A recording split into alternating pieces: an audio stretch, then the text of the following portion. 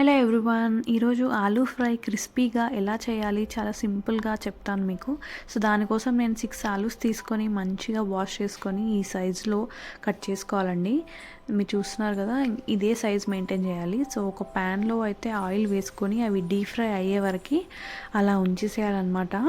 So మీరు చూస్తున్నారు కదా, అలా ఒక్కసారి కలిపేసి వదిలేయాలి. ఆ తర్వాత ఒక 5 మినిట్స్ తర్వాత ఇలా ఫ్రై అయిపోతుంది అనమాట ఆలు.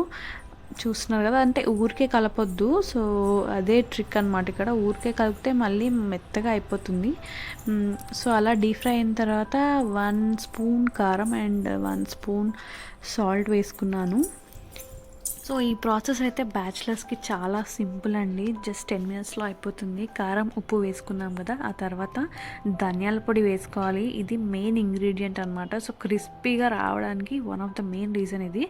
ఇలా వేసుకున్న తర్వాత మంచిగా కలుపుకోండి మొత్తం. కారం, ఉప్పు అండ్ ధనియాల పొడి. అండ్ ఇంకోటి ఏంటంటే, కొంతమంది అల్లం వెల్లిపాయ పేస్ట్ కూడా వేసుకుంటారు. సో అది కూడా వేసుకోవచ్చు, టేస్ట్ బాగుంటుంది. చూసారు కదండి, అలా క్రిస్పీగా ఆలూ ఫ్రై అయితే చాలా టేస్ట్ అయితే భలే ఉంటుంది. లాస్ట్కి అయితే ఇలా అయింది. ఒకవేళ మీకు ఇది నచ్చినట్టయితే please do like, subscribe to my channel. Thank you for watching. Bye.